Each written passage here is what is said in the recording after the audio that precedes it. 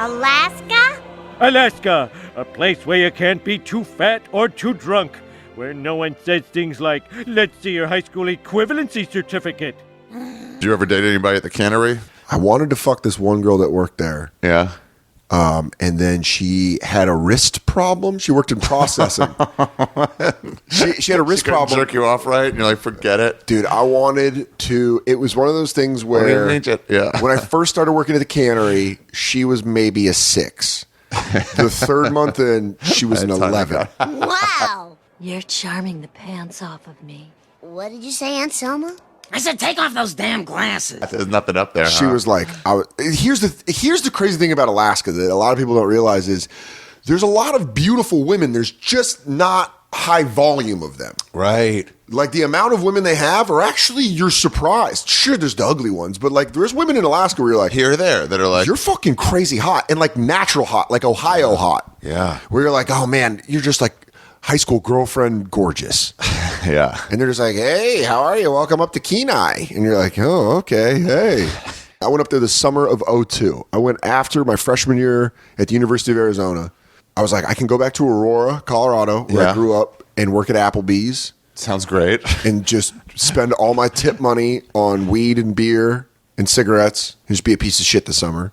But my dad's sister was living, my Aunt Karen was living in Soldotna. She was working at a hospital in Soldotna, Alaska. Okay. It's in the Cook Inlet. It's about 2.5 hours southeast, I believe, of Anchorage. So I called her up. I'm like, hey, what if I came and lived with you? Because she was cool. She was like my second mom. I was like, what if I just come and live with you? She's like, yeah, fuck yeah. She was always cool. With I was 18, smoking cigarettes, drinking. She didn't give a shit. Yeah, so I go up there. And I hang with her for a week. And then she's like, all right, well, you got to get a job. And I applied it like. Did you not know that was a part of the deal? No, I knew that was part of the deal. So I knew that was coming. But I looked at like odd jobs, like landscaping. There was a couple weird things that I applied for. And then I just went down to the docks. Yeah. And there was this guy welding. And I just remember being like, yo, it's the most manliest shit I've ever seen in my life. This dude was welding a boat. What? Yeah. And I was like, hey, man, do you know if they're hiring around here? And he like flipped up his mask and he's like, you got to go up to the house. Dan's up there. I was like, oh, my name's Dan. And he's like, yeah, I don't care. He's like, it's too early for the interview process. Yeah. Man. And he's like, go up to the house. His name was Brian. I'll never forget that. And he had his boat's name was the Montana. And he's like, go up to the house and talk to Dan. I think they're hiring for this season. And I literally knew nothing about fishing. I am a suburban kid. I barely know how to get a bike chain on the fucking pedals. Moving up there. These were fucking men, like real men. I grew up without a dad, so this was like so foreign to me. It couldn't be more foreign to me. And I go up to the house, and the dude's like, this guy Dan, who owned the cannery, was like, how long are you here for? I told him like through August. And he's like, why don't you come back Monday at 8 a.m.? And I was like, boom, I got a job. I had no idea what the fuck I was going to be doing. Wow. But I was like, I got a job. They just needed warm bodies? Dude, this is the craziest process I've ever seen in my life. I showed up on Monday. It was me and these two kids named Steve. Both were from Alaska. The Steve that I became roommates with was just like a young kid. He was my age. He was 18. I was 19. The other one was like, I don't know how to say this, but kind of like a pussy. Yeah. Like he was like, I live in Seattle now. And he was like kind of like that, like, kind of, I don't want to do this, but I need a job. And I'm from here. My dad's making me work here kind of thing. It was the three of us.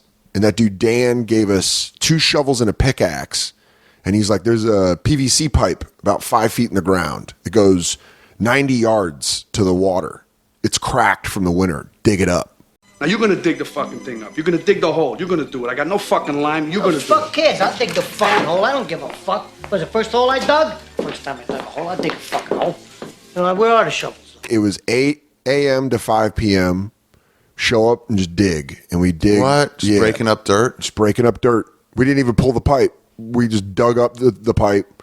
I think it took, I want to say like 4 days. What? Because it was deep. It was 5 feet in the ground. So you were fucking digging, and then it was long. So we had to like dig and then move. And bring the whole thing up? Yeah. And then find the crack? Yeah. So basically, I didn't know this. This was the weeding out process. Because after day 2, Pussy Steve stopped showing up. And just regular Steve and I worked. and we just dug up that pipe.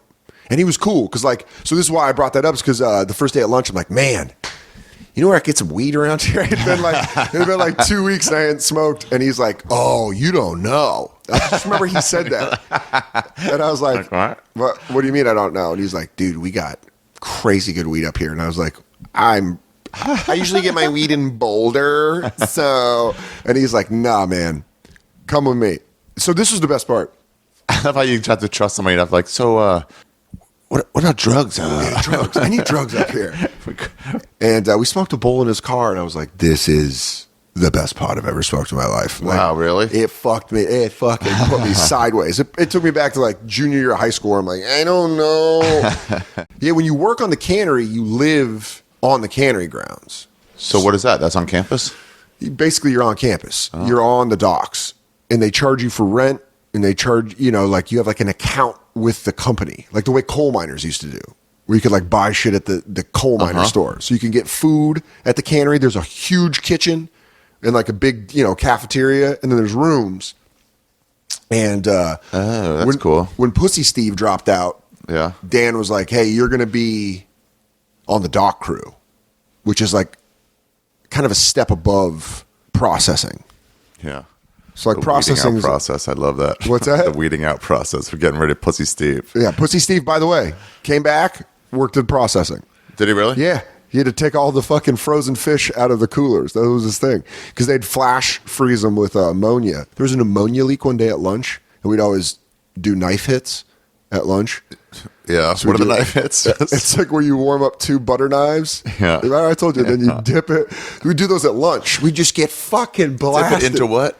Into like a anything plastic. Like you could take a plastic water bottle. Yeah. We took a fifth of Captain Morgan's, a plastic one, and cut out the bottom. Like real trash. And then let the smoke go into that? Yeah, then you take the knives and you press them together with the weed on it, and it burns up, and then you like with the canister use it as, they called it the huffer.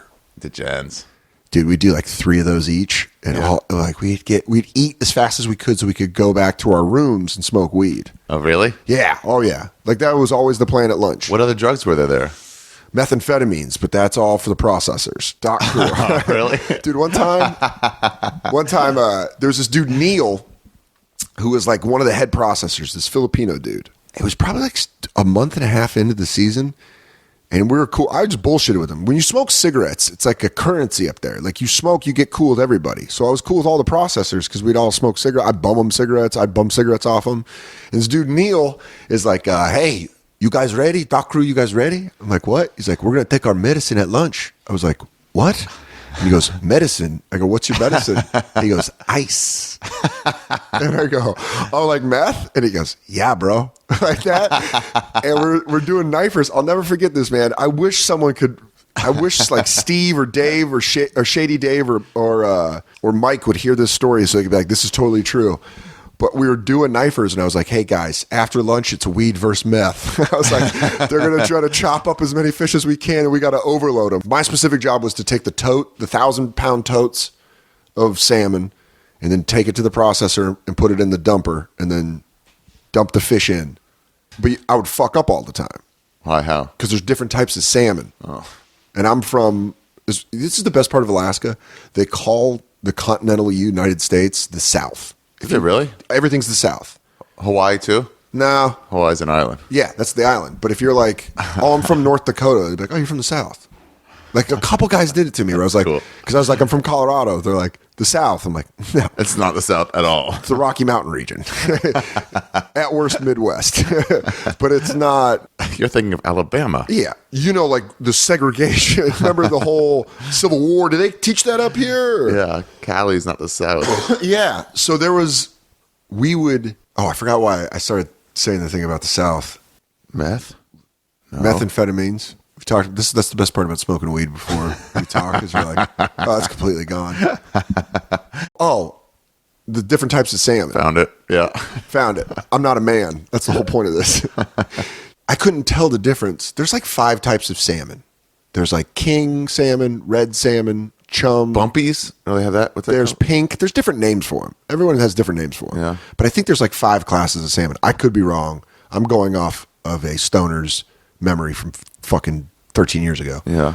The point is that red salmon and chum salmon look very similar.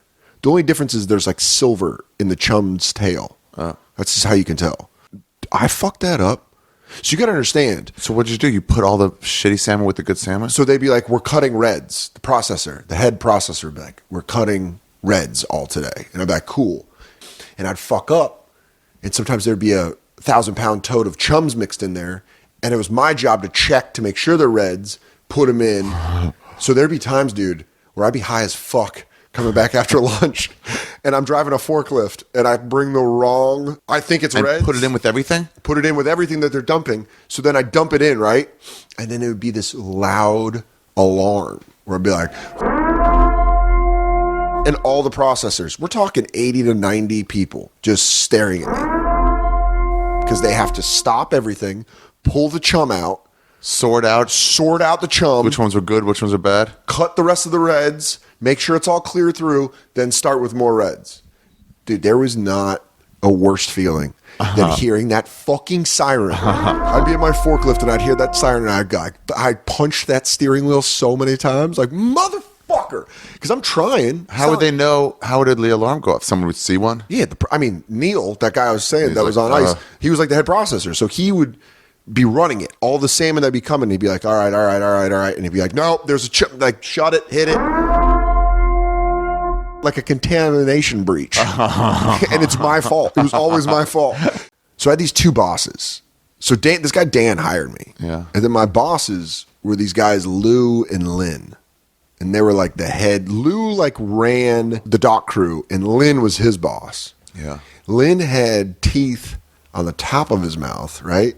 On like the right side, he had teeth, and then in the middle, it would slant and go just to gum. Slant? Like cut off teeth? Like cut off teeth, like half teeth and shit. Where did he get hit by a fucking Dude, this is the crazy shit. Then on the bottom part of his left jaw would be all teeth, and then it went slanted. So he had a perfect clasp when he would bite down. Really? Yeah. Lou, our other boss, would always have a wad of Copenhagen in. I'll tell you what I'll do. When you put out this podcast, I will Instagram the picture of Lou that I have. Okay. And he's got straight up a picture of, like, you could see the dip in his mouth. Look good. One time, I remember being high at lunch and watching Lynn eat with his perfect clasp, and he was just talking about nonsense. And then later in the day, I remember becoming nauseous watching Lou eat a box of hot tamale candies with his dip still in his mouth.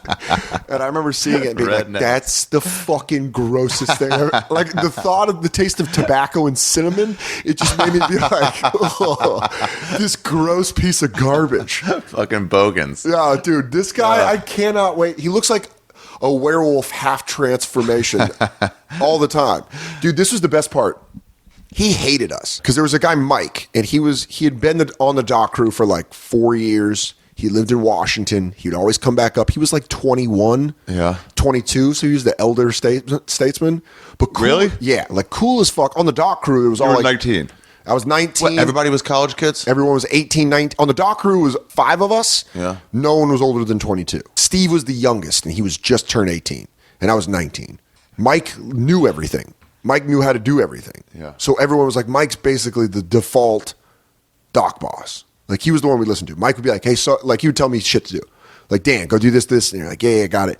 Then Lou was just an idiot. We all thought Lou was a fucking moron. One morning, we're fixing one of the hydraulics in one of the cranes. So, again, man, this is like, I'm not a man. Yeah. And I have to fake it. And you're like, yeah, let's fix the, what do you call it? Hydraulics? Steve was nice enough to teach me different knots. Yeah. Like, you know, a slip knot versus a square knot versus all that shit. Because you have to learn that. That's so big in Alaska. Really? Knots. Really? Yeah, man. You're on the docks working with boats and shit. You got to tie up a boat. You got to fucking tie up a net. You don't just tie it like once. You're just like, what? Like your sneakers. Like, man, there's the rabbit goes over the hole. Yeah. I'll just staring at you like, what are you doing? I'm going to lose an arm if you don't fucking do this quicker. There's this guy, Timmy, that we worked with, who I'm pretty sure is dead now.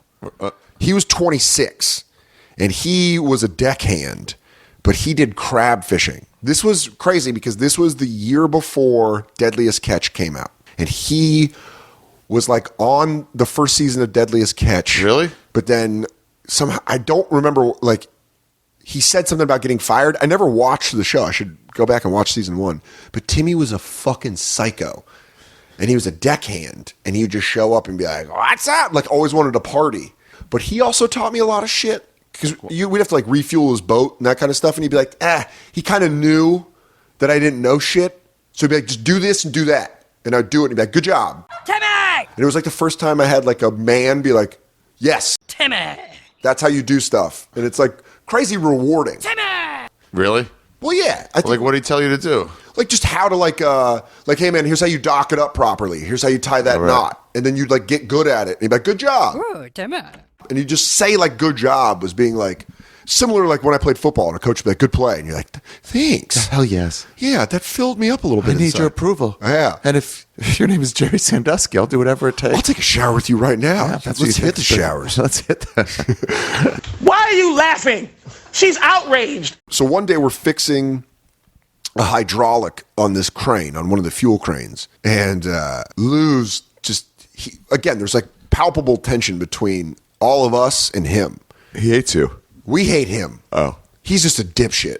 We're getting it done, and he shows up like any foreman and starts fucking flexing his dick muscles. We're like, hey, we got this. And so we have the hydraulic. It's like a 600-pound hydraulic, and we have it tied up, and we have these specific knots, and we have it tied up and then tied up to a forklift so we can lift it, pull it over, put one end in, tighten it, and then put the other end in and tighten it. So we have it all down, right? And I'm sitting in the forklift, and Mike is calling the shots. And Mike's like, yeah, we got this. Lou walks up, and he's like, yeah, I don't like these knots. They should be square knots. And he's like, nah, man, we need give on that. He's like, square knot, there will be no tension. Oh, really? Yeah, it'll just hold it. So it'll sway, and then it'll come out. I forget which exactly the knots were. I don't remember what the knots were. But they were arguing about it. And it was clear that Mike was right, but Lou just wanted him to change it to show his authority. And so he's like, change it. And Mike's like, all right, man. And he changes the knots. And our buddy Dave is now on the forklift. And I'm like, I smoked like 2 packs a day. All right, man. I was smoking so many cigarettes. And I remember I was smoking a cigarette, and you heard the forklift go up, and you heard the sound of heavy metal come off of concrete where it's like, and it scrapes a little, and then you hear it. And I'm talking to Mike, and I turn and I say something to Mike, and you hear conk, clink, like that, and then just the loudest scream I've ever heard in my life. I didn't see it, but what happened was, just as Mike called it, as the forklift pulled up the hydraulic, it started swaying, and it came out of the tight knot and went directly down on the top of Lou's foot. What? So Lou was guiding it, and this thing comes down and fucking on the bridge of his foot, crushes his foot, and then the other side falls down. So that's what I heard. I heard the crunch and then the fall. Oh. We didn't like this guy so much that we had to run into the warehouse to laugh. Because we were like, yo, fuck you. That karma's a motherfucker. Dude, we were laughing so goddamn hard. Oops. Lou's foot exploded in his shoe. No way. Like, he took off his work boot, and foot just was like, just fucking blew up. And we were like, What do you mean? Was it like destroyed? Or was it just yeah, dude, he shattered his foot. It just smushed under like a ton of... It just came, I think his ankle was intact, but his bridge of his foot down, fucking toast. Done forever? No. That shit goes down. Yeah. And we're all like, yo, the king is dead. Long live the king. Like, Mike's going to be our dock boss now. Mike's dock boss. Like, give him a pay raise. This dude's fucking the best. Yeah. You know? And so Lou's gone. And it's like, it's great. Works great. I'm fucking up chums every now and again, but works great. Yeah. So then, almost on cue, I see fucking Lou take a corner in an air boot. It's probably like, I want to say 3 weeks later. Uh-huh. He's in a giant spaceman-like air boot, and he just comes waddling around the corner. And I remember hitting my friend Dave and being like, dude, look who's here. And he goes, oh, fuck. And Lou's like, hey, boys, bet you didn't think you were going to see me. And we're like... We didn't, asshole. Yeah, so then he would get drove around in a golf cart. And really? He would just kind of like... Yell from the cart? Yeah. Just Dude, that reminds me of Stripes when the Soder comes back. And it's alive. It is alive. This was the best stay in school ad I'd ever seen in my life. Lou and Lynn walk up, and Lou goes, and how's Dan doing? And Lynn's like, Dan can't even tell the difference between a red and a chum. And I somehow found out how to do it. I don't know if Guys, I'm trying to tell the difference. All right, I'm a little better than I was. yeah, but Steve or somebody on the dock crew had taught me how to do it, where I finally learned how to do it. And so they say that, and I'm like, actually, guys, I know how to do that. I had an epiphany. And Lynn goes, they look at each other and they go, a what? A period? Well, that's why you can't tell the difference. You're having your period. It wasn't even a good joke. And I remember being like, them saying that and being like, these are the two dumbest human beings I've ever met in my life. When they said that, I was like, fuck it, man, I'll finish in Arizona. I'm gonna go get that fucking degree. I think I'll dye my hair and I'll move to Alaska. Grab all of my money, guitar and a jacket. Driving out of town, maybe wave if I pass you. Sorry, I had to move to Alaska. I think I'll dye my hair and I'll move to Alaska. Last couple of months kinda been a disaster. Tell all of my friends I'm asleep if they ask you. Sorry, I had to move to Alaska.